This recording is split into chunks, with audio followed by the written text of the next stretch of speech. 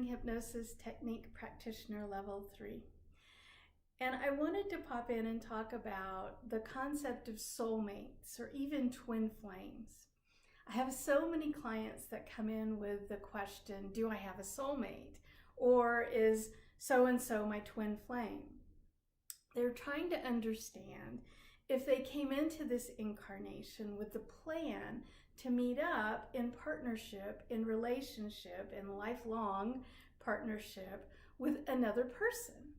And if so, is that person out there looking for them, or should they be looking for this other person? Or maybe have they already found this other person? And then understanding from a relationship standpoint, what was the purpose of the relationship?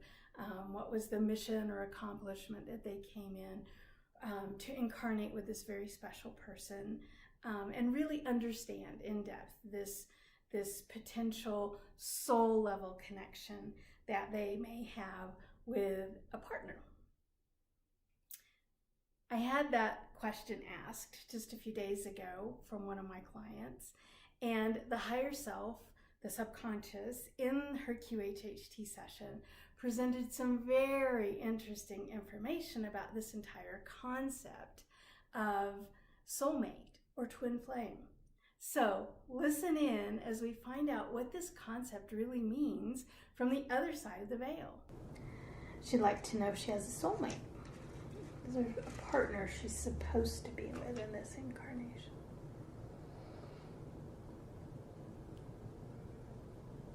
She chooses them. Okay. So it's not like predestined or something like that?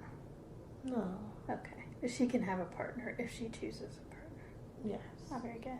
Very good. Very good. She'd like to know more about just the phenomenon of soulmate in general. Like, can you have one if you don't die? The body doesn't die. Or, I'm sorry, if the soul doesn't die. How does that work?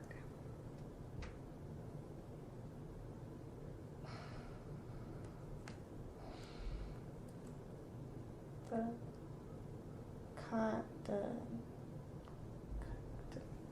construct of it, of the human mind,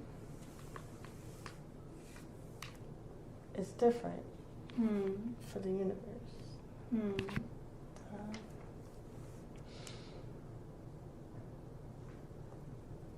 There's more to it.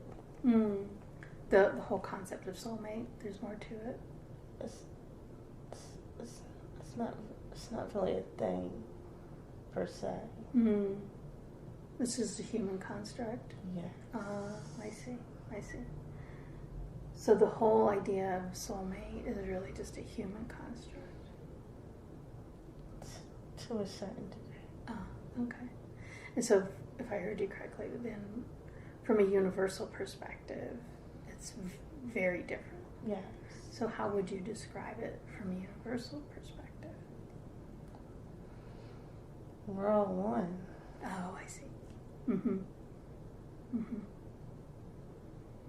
So is it almost like if you think someone else is your soulmate, it's almost like you're partnered with yourself? It's like you're recognizing yourself because we're all one.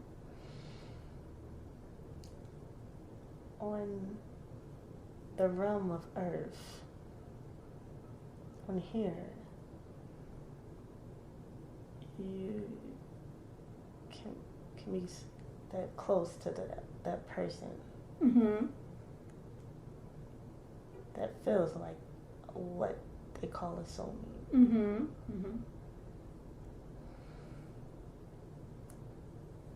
Because that's what they're choosing. That person.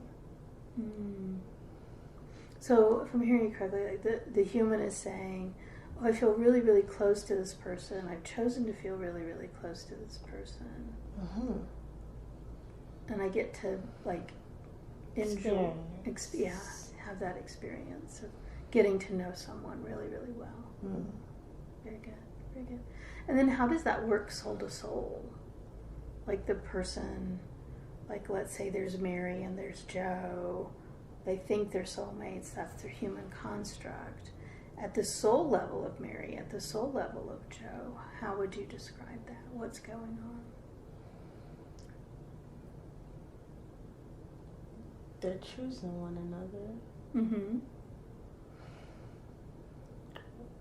With the way they experience life. Mm-hmm. Because she has choice. Mm-hmm. She can always choose someone else. Mm-hmm. Mm-hmm. Okay. That connects on that level. I see. So whoever the human decides to call a soulmate it's not predestined. It's not like you have to be with that person and you have to be with that person forever. No. Yeah. You can choose to change at any time. If they choose that. Yeah. Okay. Some people choose one person. Mm-hmm. Mm-hmm. Okay. Or connect with one person. Uh-huh. I see. Others connect with multitude. Mm-hmm. Very good. Very good. So from back to the example of if Mary thinks that Joe is her soulmate and Joe thinks that Mary is his soulmate, what's happening with Mary's soul and Joe's soul as they have this human experience with these constructs?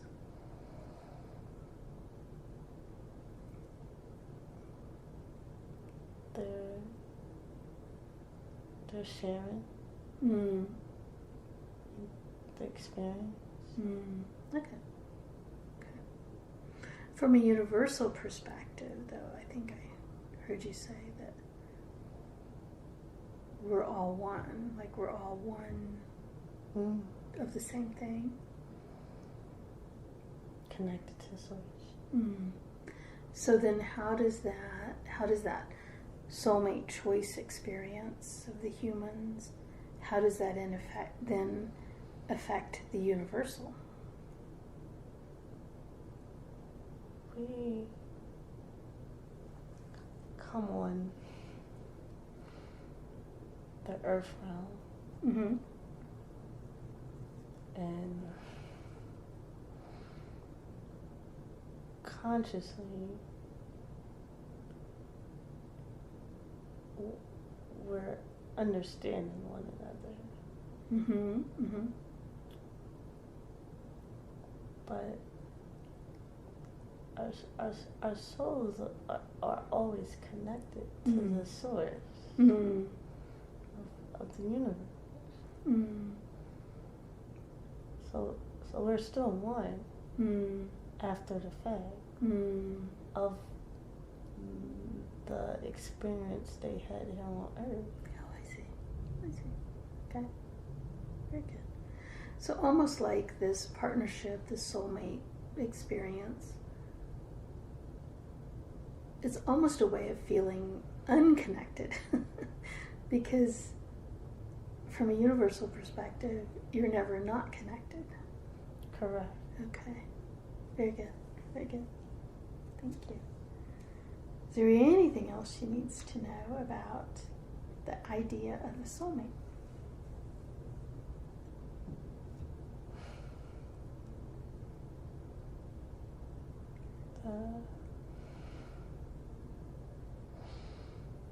The contract, the constructs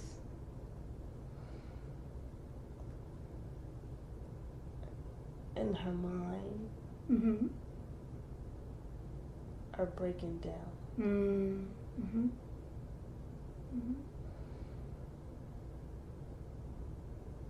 To almost connect with someone on that level that she wants to feel connected to. Oh, very good. Very good. So all of this work she's doing with herself, all of this learning that she's doing right now, understanding things differently, then that's actually going to help her be in a better place to connect with someone. To choose. Like a partner, like a life partner. To choose it. Yeah. Okay. Very good. Thank you. It's fascinating. Let's unpack this a little bit. It's almost like from the higher self perspective, that from the soul level perspective, is so-and-so my soulmate? Do I have a soulmate? It's almost kind of like a silly question. Like they're looking at us humans going, I kind of don't know what you're talking about, because we're all one. And so from their perspective, on their side of the veil, they don't see separation. And so this idea of different people coming together at some sort of soul level connection is kind of a silly question, because from their perspective, we're all soulmates. We're all twin flames. We're all one. Every single solitary person is a soulmate of every other person.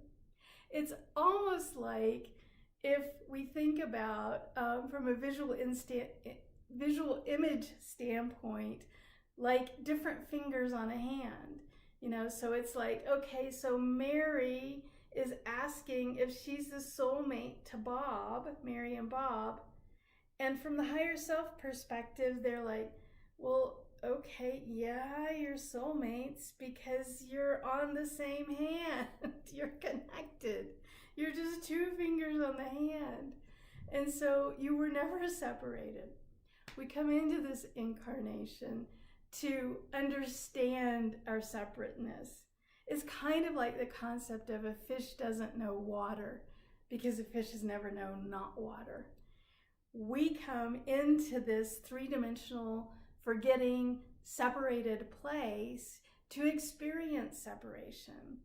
Without this particular dimension and this kind of an incarnation, we just know that we're all one thing, or different aspects to the same thing.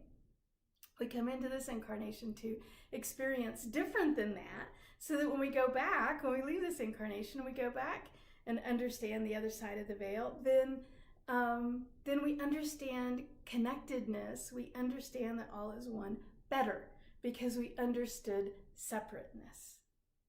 So it's kind of like we're all just molecules bouncing around in the same object, in the same thing. We were never separated to begin with. The feeling of being alone, the feeling of being separate, the feeling of my partner being an other person is just a human three-dimensional experience. Anyone you partner with is just another aspect of the all, of you. So, do you have a soulmate? Yeah, you have about 7 billion of them right now on this planet.